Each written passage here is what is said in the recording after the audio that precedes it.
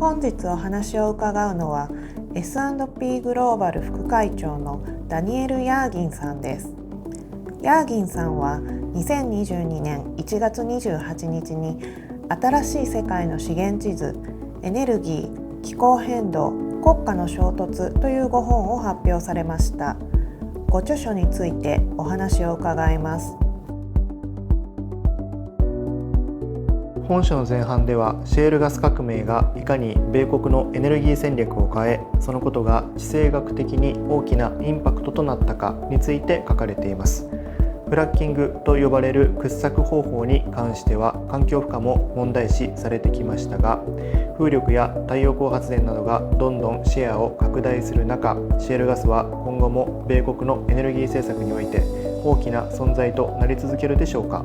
The Shale Revolution has been a huge impact. It's turned the United States from importing 60% of its oil to being the world's largest producer of oil and natural gas.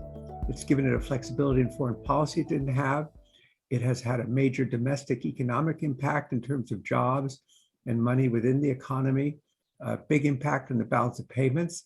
It's turned the United States into an exporter of energy, including to Japan, which is a beneficiary of the Shale Revolution, which has given Japan greater diversification. When shale first started, there was a lot of concern about, the environmental impacts. But that's like a decade ago. And now the Shale Revolution has been going full force for over a decade. And, all of the terrible environmental things that people predicted just have not happened. This is a very large industrial activity. It's highly regulated. And all of those concerns are just, not there anymore. I mean, they're still talked about, but they're just, they're been so exaggerated. So it's just become part of the, global energy security. Without it, the world would be a lot more insecure, and Japan would be a lot more insecure. It's absolutely true that shale there's a shale revolution, and there's also been a solar revolution. The cost of solar and wind have fallen dramatically in the last decade, and they're growing fast. And many US utilities are now committed mainly to putting in wind and solar. But by the way, shale is still growing as well. The US will add maybe 1 million barrels a day of production this year, new production, greater than all the other new production in the world. So wind and solar are growing, but so is shale. 2013年のサンクトペテルブルク国際フォーラムでロシアのプーチン大統領がいかに東欧におけるシェールガス開発に不満を語ったかについて書かれています。天然ガスの世界最大のプレイヤーだったロシアにとって米国から始まったシェールガス革命はどれほどの脅威だったのでしょうか。In the new map, I write about how Putin expressed his views on shale. What I didn't say in the book was the person who he shouted at was me, because he was speaking at a St. Petersburg International Energy Economic Forum, and I was told, well, I could ask the first question. So I started asking the question people have often asked over the last 20 years, what are you going to do about diversifying your economies here and not overly dependent upon oil and gas revenues? But I mentioned shale, and he started screaming at me. He said, shale is barbaric. It's terrible. It's an environmental disaster, because he didn't want to see shale developed in Europe, particularly in Eastern Europe, competing with Russian gas. And ultimately, I think he didn't want to see it US natural gas in the form of LNG competing with Russian gas in Europe, which is exactly what's happening today. And I think he also recognized that shale would give the US an advantage in terms of foreign policy. It would give the US a flexibility it didn't have. And so for him, shale was good news for the US, it was good news for Europe, it was good news for Japan. In other countries, it was bad news for Russia from the viewpoint of Vladimir Putin. プーチン大統領が質問に対してそのような感情的な反応を示すことを予想されていましたか？ No, I was shocked. I mean, I just thought I was standing up asking a very innocent question. And, there were like 3,000 people there, and I was sitting there surrounded by, senior people from the Russian government and everything. and Putin starts shouting at me, it's a terrible situation to have happen. It's, you don't want Vladimir Putin screaming at you and shouting at you in front of 3,000 people. It makes you very nervous. It made me very nervous. 天然ガスの輸出の通行をめぐり、ロシアとウクライナの間にはこれまでにも何度も衝突があったことが本書に書かれています。また、ロシア・ウクライナ戦争では、ロシアがノルドストリーム1の輸送量削減に踏み切るなど、従来から懸念されてきたエネルギーの武器化が現実化する様子を見せています。このロシアによるエネルギーの武器化は、この戦争の行方、あるいは戦後の国際社会にどのような影響を及ぼすでしょうか。For 50 years, Russia, and before that the Soviet Union, has told Europe, and then it's told Japan as an importer, we're a reliable supplier. Supplies will not be affected by politics.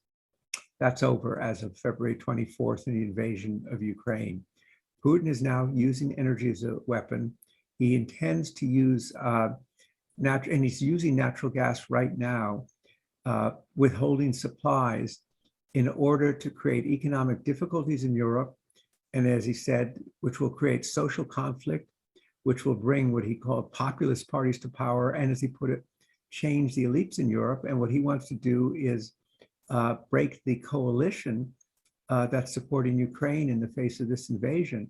And he certainly also threatened Japan about LNG that Japan imports, given that Japan is basically supporting the coalition. So Putin is doing something now that Russia was very careful not to do before, using energy as a weapon, particularly natural gas. And I think the consequences of that, in the short term, this gives Putin an advantage because of the very tight markets we have. But I think what it's done is undermined Russia's credibility as an exporter. And certainly Europe intends, to be a lot less dependent on Russian energy in the future. And although I think Russia will continue to be a very major producer of energy, it will go down. Its main market will be China, and it will no longer be an energy superpower because it's basically destroyed its most important market, which was Europe. Europeans don't want Russian energy anymore after what's happened, and they're not going to forget overnight what's happened. ウクライナ侵攻で西側諸国はロシアのエネルギー資源を買わせないように世界に働きかけていますが、すべての国の賛同を得られるわけではありません。当面は西側諸国の経済制裁によって資源開発にも手かせ足かせがはめられるはずですが、ロシアが再びエネルギー大国として世界に君臨する日が来るのでしょうか。また国際社会はそれに対してどう臨むべきでしょうか。Well, it's challenging because even before the invasion, the global energy markets were very tight. Crude oil is tight, oil products are tight, natural gas is tight. And so it benefits Putin, and he may well have taken that into his calculations in making the decision to invade Ukraine. But I think that longer term, he's going to have to, Russia's going to need other markets right now. Of course, China is increasing its imports. And I think we're going to see Russia being much more dependent upon China in the future than it has been in the past, as so many of the economic links with the rest of the world, the industrial world, have now been broken. And it's interesting to see that the other major importer right now of Russian oil happens to be India, which imports 85% of its oil, and its economy is vulnerable to the oil price. And India says would much rather buy Russian oil because we're getting a 30% discount, as opposed to buying traditionally what it does is Middle East oil. But it means the Middle East countries are now losing market share in India, and they have to reorient their exports to other markets. But India's the growth of imports of Russian oil into India has been phenomenal, and it's about price. And also India has had a long relationship with the Soviet Union and now with Russia. I mean, Russia provides a very significant amount of the weapons that are part of the Indian military today. 本書の中でいかにロシアが石油と天然ガスの巨大な需要になる中国に接近しようと努力しているかについて書かれています。ウクライナ侵攻が世界的に大きな批判の的になる中で、習近平はロシアからエネルギー資源をどんどん買おうと考えるでしょうか。それともロシアとの付き合い方を限定していく必要があると考えるでしょうか。Well, I think it's both. The Chinese companies don't want to fall under sanctions. I mean, clearly their imports of Russian energy are increasing. They too are getting a 30% discount, which is attractive for them. The fact that China keeps going through these COVID lockdowns mean that their oil demand is lower than it would normally be. If their demand was normal, the market would be in even more pressure than it is today. But according to analysis some have done, Chinese exports to Russia have actually declined. And so I think the Chinese are aligned with Russia. They want Russian partnership in this new era of great power competition. I think they want Putin to remain in power because Putin and Xi constantly talk about how they're each other's best friends. But they're also being careful because, among other things, the United States is a much, much, much, much bigger market for their goods than Russia. And so they have the needs of being part of the global economy today. So I think there's a certain degree of caution there. And one wonders, we'll never know the answer, but when Putin and Xi met at the beginning of the Winter Olympics in Beijing, and they signed this agreement talking about there are no limits to our cooperation, did Putin tell Xi what he's going to do? Or did he just say, oh, it's a special military operation, and didn't really make clear what he was going to do? I mean, I'm told that at least some of the senior people in China are quite shocked, because obviously China wants stability in the world economy, particularly with what's going on. On the other hand, of course, a lot of people are also saying, is China watching what happens with Russia and Ukraine in terms of what their thinking and plans are regarding Taiwan? And certainly we do hear discussion about that. 中国が争いを起こしたくないと考えているということですが、習近平政権は同時に台湾を取りたいと考えています。中国は現状をどう見ていると想像されますか？ Well, I think, in international affairs, people have multiple interests that sometimes contradict themselves.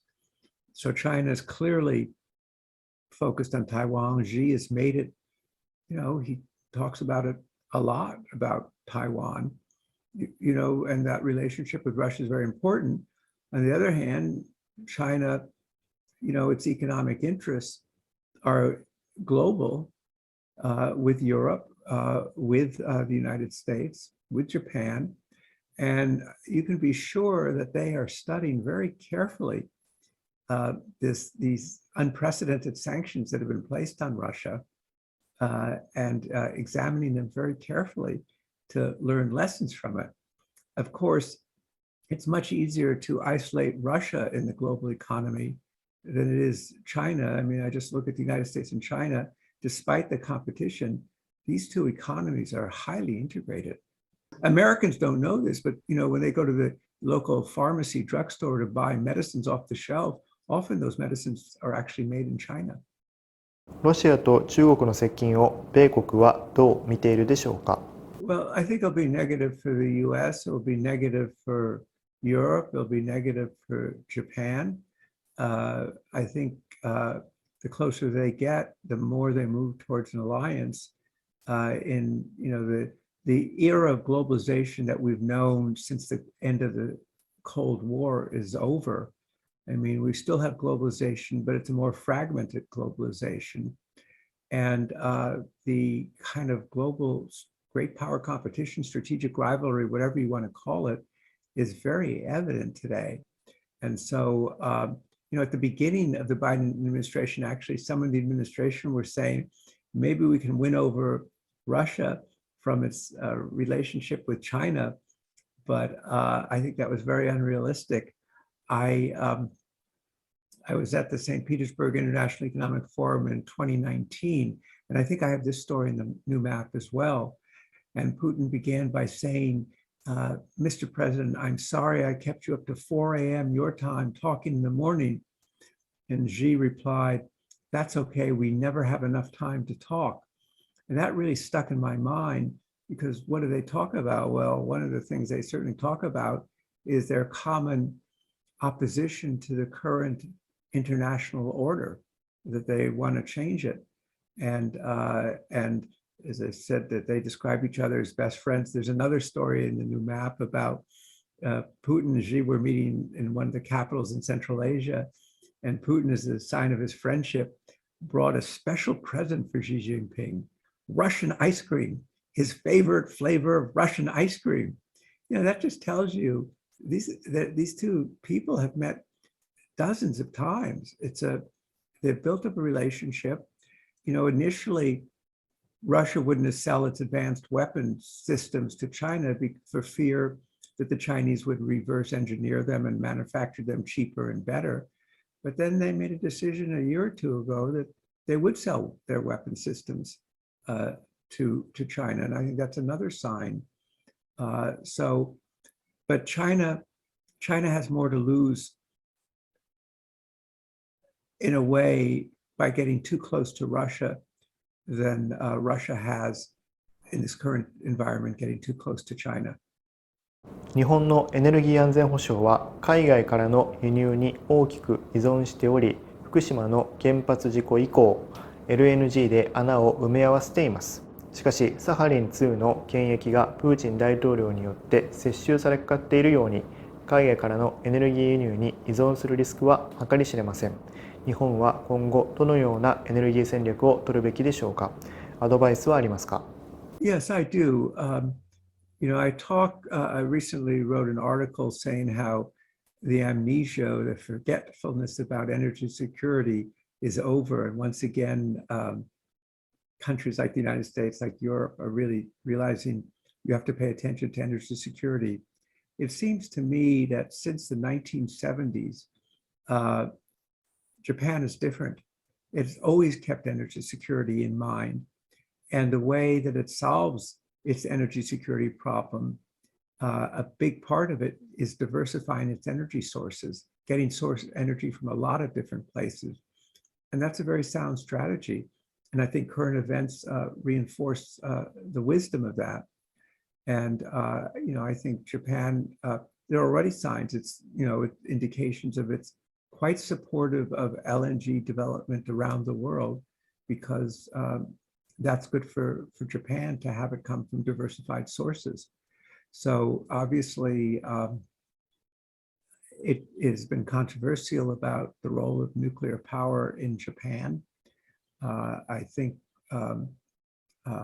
you know, people are looking at that question again, and people certainly in Germany are now saying it was a big mistake to shut down their nuclear energy, which they did actually after Fukushima and in response to Fukushima, because it's made them more dependent upon Russian natural gas. 本書のエピローグ部分において、エネルギーを自給できるようになった米国はもはや石油の輸入国ではなく、次第に中東や中東の安全保障への関心を失う可能性があったと書かれています。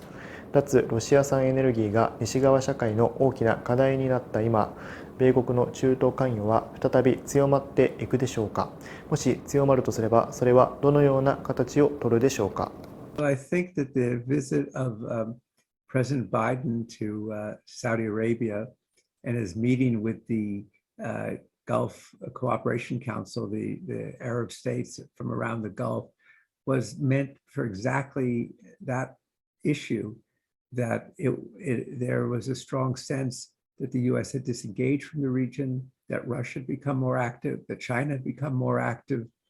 And of course, there's the issue of Iran's nuclear weapons. And so President Biden, despite a lot of domestic criticism, went to the region, re-engaged with Saudi Arabia, and is trying to make a statement, a beginning of a process that the US is going to be engaged in the region.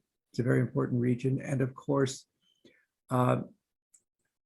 the region's oil and gas supplies have always been very important. But with Russia now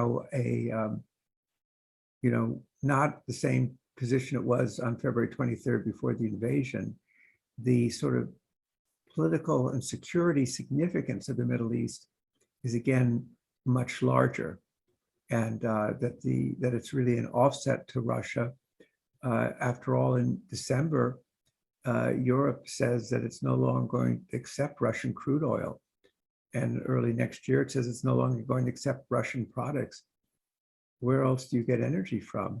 And I think it's a recognition, the Biden trip was a recognition of how important Middle East resources are to global energy security and to global security. バイデン政権が中東の石油系企業との関係を安定させ、供給先として大事にしたいと考えているということでしょうか。And it's not energy so much for the United States, but it's putting more energy into the global market. And because at the end of the day, there's only one market. However, there is an additional point you have to make, which is there's a concept in oil called spare capacity. It's production capacity that's not being used. It's sort of like a reserve in a bank, and that you can use it when you need it. And right now, the only spare capacity is really in Saudi Arabia and the United Arab Emirates. But there's not as much as people think, because it goes back to the basic points that the oil market from the depths of COVID, when the price collapsed to below zero and the market was so oversupplied, 2 years later, a little more than 2 years later, these markets are very tight balance between supply and demand. So there isn't a lot of room for extra oil to come. But I think Saudi Arabia will put more oil into the market in the next several weeks. 本書は主に各国のエネルギー政策と地政学的な関係性について書かれていますが、後半部分では電気自動車、自動運転車、ライドヘイリングなどについてもページを割かれています。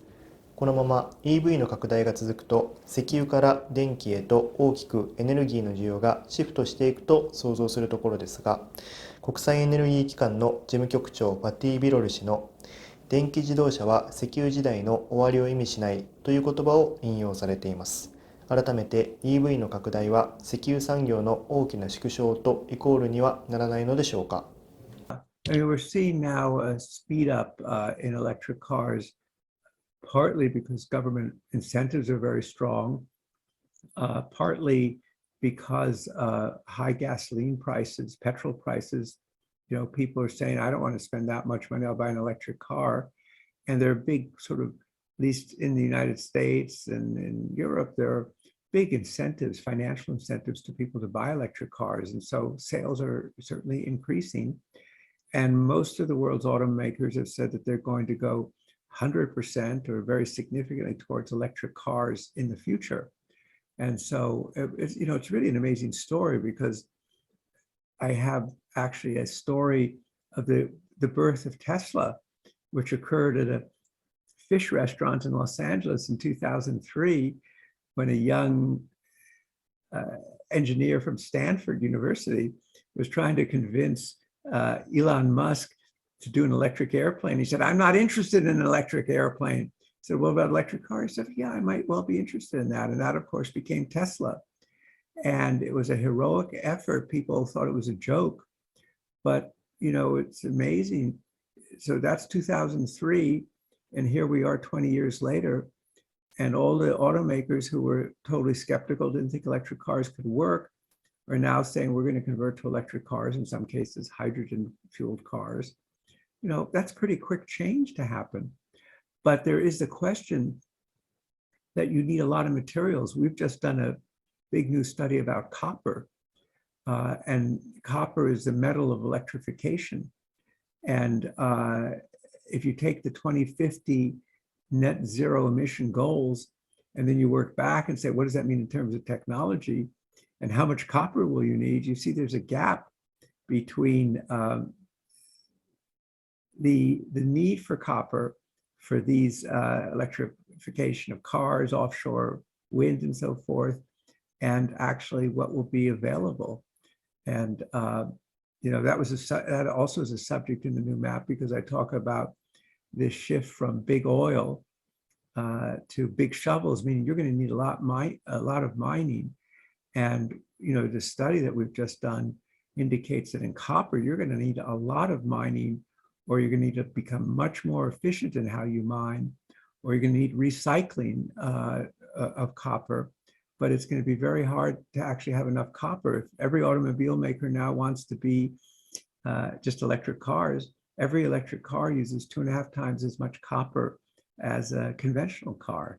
So there are physical constraints here that people have not really looked at that closely. トランプ政権は気候変動に懐疑的でしたが、バイデン政権は即座にパリ協定に復帰して政策のトップに環境対策を掲げています。民主党のホープ、アレクサンドリア・オカシオ・コルテスのグリーンニューディール政策や、バーニー・サンダースの 16.3 兆ドルの気候行動計画などについても本書で研究されていますが、米国は今後どれくらい環境分野に投資していくと予想されますか。また先日の G7 でドイツが提唱した気候クラブについてどのようにご覧になっていますか。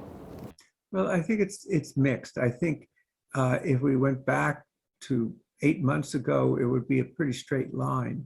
But I think we have a global energy crisis, and it's made countries and leaders aware that you can't just pursue energy transition. You don't have energy transition unless you have energy security. And the case in study is Germany, which has been at the forefront of wind and solar. But what are they doing now? They're actually starting up coal-fired plants because they need the electricity. And if you can't deliver reliable energy at reasonable prices to your publics, there's going to be a backlash, a revolt. But I think the Biden administration is very committed, obviously, to climate effort. It's made it right at the top of the agenda, but it's suddenly finding that it also has to struggle with assuring reasonably priced energy at the same time, and that this equation is not so simple to solve. I like to say actually that we're all living the new map right now. I mean, what's the subtitle? Energy, Climate, and the Clash of Nations. That's what we're living. And there are choices and trade-offs that have to be made in the real world, which is different than policy. But, we certainly know that the Biden administration, even as it struggles to get more energy, also wants to pursue climate. And if we look at electric utilities, the United States, most of their new capacity is going to be wind and solar. So, the direction is clear, but I think that oil and gas will remain part of the mix for a longer time than people think. So it does go back to diversification is the fundamental foundation of energy security, and energy security is a foundation of energy transition and achieving climate goals. So as I say, the equation, the events of the last 8 months, and especially since the war began in Ukraine, but even months before that, is the equation. This equation is more difficult than it may have looked a year ago. I'd add one other thing, of course, which is inflation. We will see inflation in the cost of renewables, not in the near term, because with central banks fighting inflation and raising interest rates, we run a big risk of an economic downturn or a recession, which some of the commodity markets are signaling. So there'll be a kind of hiatus. But I think once we get back on solid economic footing again, you'll see that the demand for minerals and metals for the energy transition will drive up the price.